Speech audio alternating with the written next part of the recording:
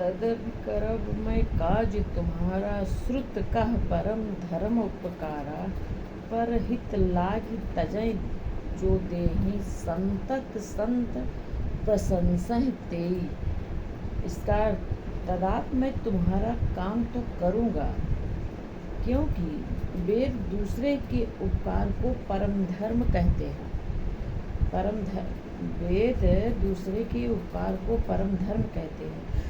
जो दूसरों के हित के लिए अपना शरीर त्याग देता है, जो दूसरों के हित के लिए अपना शरीर त्याग देता है, संत सदा उसकी बड़ाई करते हैं। अस कहि चलो सबय सिर नाई, सुमन धनुष कर सहित सहाई। चलत मार अस हृदय विचारा, शिव विरोध ध्रुव मरण हमारा। यो कहा और सबको सिर नवाकर कामदेव अपने पुष्प के धनुष को हाथ में लेकर सहायकों के साथ चला। चलते समय कामदेव ने हृदय में विचार किया कि शिव जी के साथ विरोध करने से मेरा मरण निश्चित है। तब आपन प्रभाव विस्तारा, निज बस कीन सकल संसारा।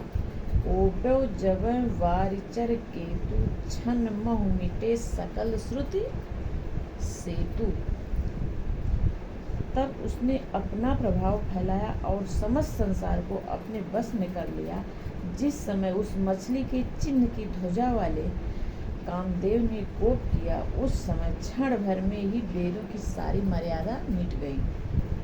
ब्रह्मचर्य व्रत संयम नाना, ब्रह्मचर्य व्रत संयम नाना। धीरज धर्म ज्ञान विज्ञाना, सदाचार जप जोग विरागा।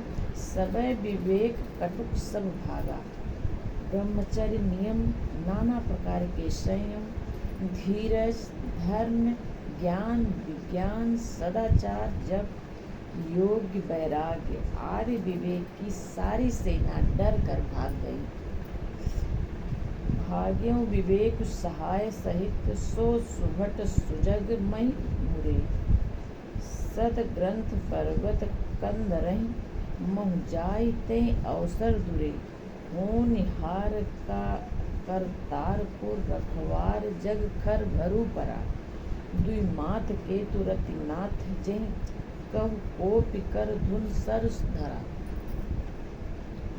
विवेक अपने सहायकों सहित भाग गया। विवेक अपने सहायकों सहित भाग गया। उसके योद्धा रणभूमि से पीठ दिखा गए। उस समय वे सब सदग्रंथि रूपी पर्वत को कंदराओं में जा छिपे, अर्थात ज्ञान वैराग्य संयम नियम सदाचारादि ग्रंथों में ही लिखे रह गए। उनका आचरण छूट गया।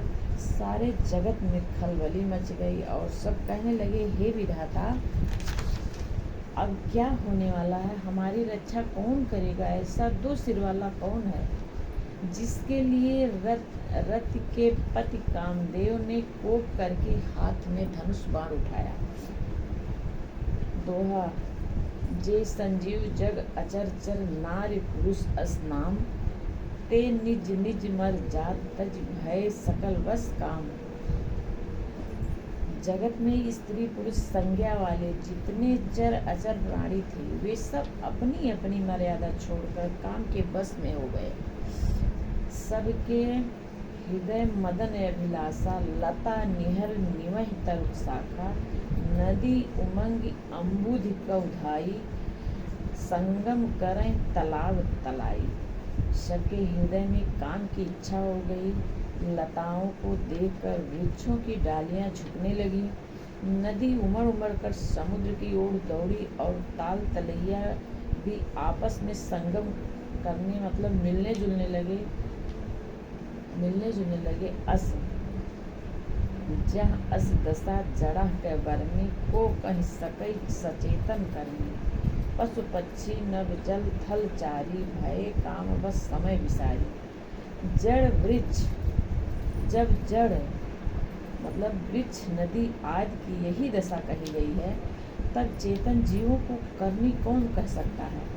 आकाश, जल और पृथ्वी पर विचरने वाले सारे पशु पक्षी अपने संयोग का समय भुलाकर काम के बस में हो गए।